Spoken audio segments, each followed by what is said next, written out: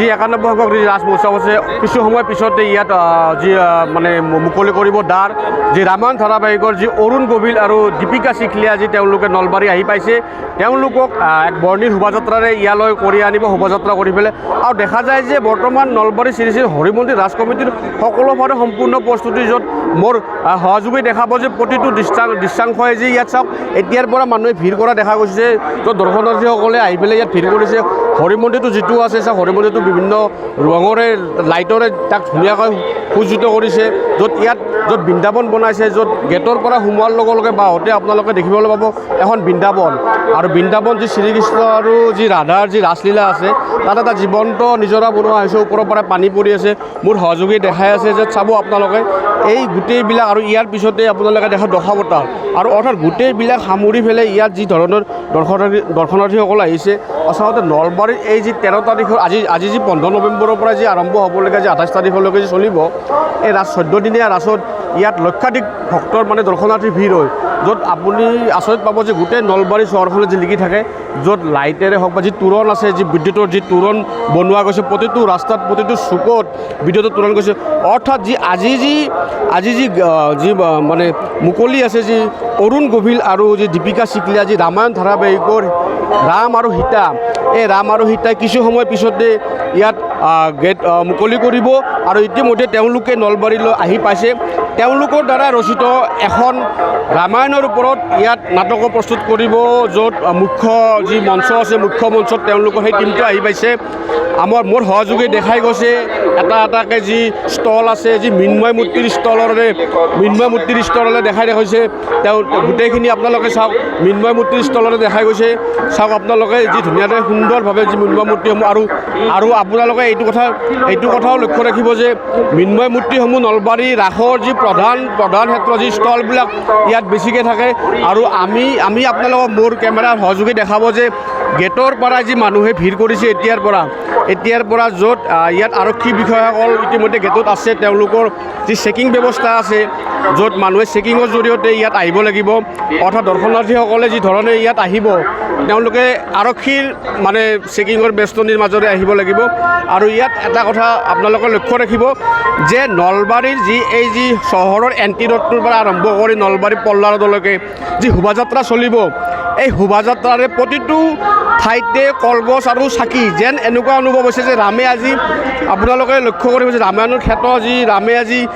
ৰামে যেতিয়া আপোনাৰ ৰাৱণক বধ কৰিছিল ৰাৱণ বধ কৰাৰ পিছত তেওঁলোকে ৰাৱণে যেতিয়া ৰাৱণ বধ কৰি আহিছিল ৰামে তাৰপিছত যেতিয়া আহিছিল জয় কৰি পেলাই তাৰপিছত সকলোৱে কলগছৰ যি চাকিৰে মিঠাতেলৰ চাকিৰে তেওঁক আদৰণি কৰিছিল ঠিক তেনেদৰে অকল মিঠাতেল আৰু কলগছৰ ওপৰত যি চাকি লগাব সেই চাকি লগাই পেলাই এই শোভাযাত্ৰাৰে আহি নলবাৰী শ্ৰী শ্ৰী হৰিমন্দিৰত ইয়াত মুকলি কৰিব তেওঁলোকে গেট মুকলি কৰিব ইতিমধ্যে কিছু সময় পিছতে এই যি 91 সংখ্যক ৰাজ মহোৎসৱ আছে এই ৰাজ মহোৎসৱৰ যি কিছু সময় পিছতে তেওঁলোকে গেট মুকলি কৰিব আৰু গেট মুকলি কৰাৰ পিছতে তেওঁলোকে যি মূল মঞ্চ আছে আৰু মূল মঞ্চত তেওঁলোকৰে এটা টীম আহিছে ৰামকথাই চুনবিলি যি ৰামৰ আখ্যানৰ ওপৰত যি নাটক এখন প্ৰস্তুত কৰিব আৰু মূল মঞ্চত আৰু ইতিমধ্যে আপোনালোকে দেখা পাইছে যে সকলো দৰ্শনাৰ্থী আহি সোমাইছে য'ত ভিৰ কৰিছে আচৰিত লগা কথা যে এইবাৰৰ নলবাৰী ৰাসত এটা নতুন সংযোজন হৈছে সেইটো হৈছে আগশাৰীৰ 10খন ভ্ৰাম্যমাণ থিয়েটাৰ আছে য'ত ডিজিটেলি আপোনালোকে টিকেট সংগ্ৰহ কৰিব পাৰিব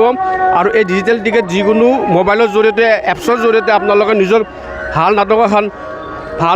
আপোনালোকে সংগ্ৰহ চোৱাৰ বাবে নিজৰ মন পচন্দ নাটক এখন সংগ্ৰহ কৰাৰ কাৰণে আপোনালোকে ইয়াত ডিজিটেলি সংগ্ৰহ কৰিব পাৰিব আৰু এইটোত মই হৰিমন্দিৰ যি নহওক মানে ইয়াত পৰিচালনা কমিটিৰ মানুহ আছে য'ত আমি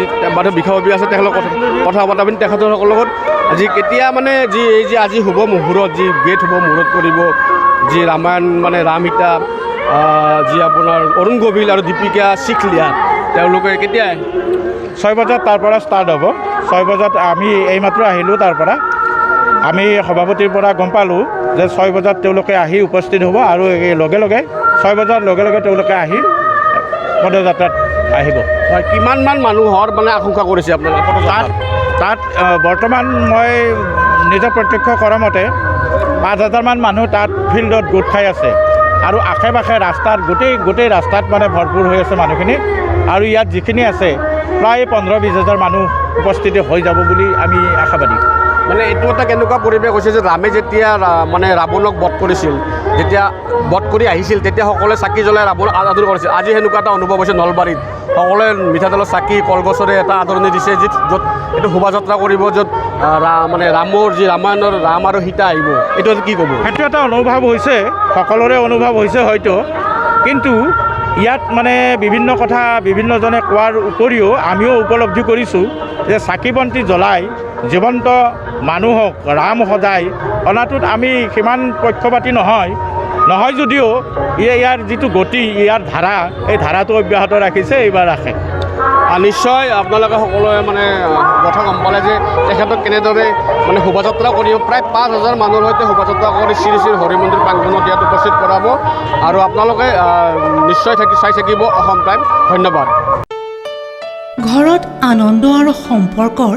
চমক বজাই ৰাখিবলৈ জৰুৰী হৈছে সকলো আনন্দময় মুহূৰ্তত মৰমৰ উপহাৰ দিয়াটো সেইবাবে মধুশ্ৰী জুৱেলাৰ্ছে আনিছে সকলো ৰঙীন ক্ষণৰ বাবে বিশেষ গহনা হীৰাৰে হওক সোণৰে হওক বা ৰূপৰে হওক শ্ৰেষ্ঠ ডিজাইনছ আৰু হলমাৰ্কযুক্ত গহনাই ৰাখে সম্পৰ্কক নিখুঁত তেনেহ'লে আজিয়ে আনক আনন্দ মধুশ্ৰী জুৱেলাৰ্ছৰ সৈতে যোগাযোগ কৰক 7028000341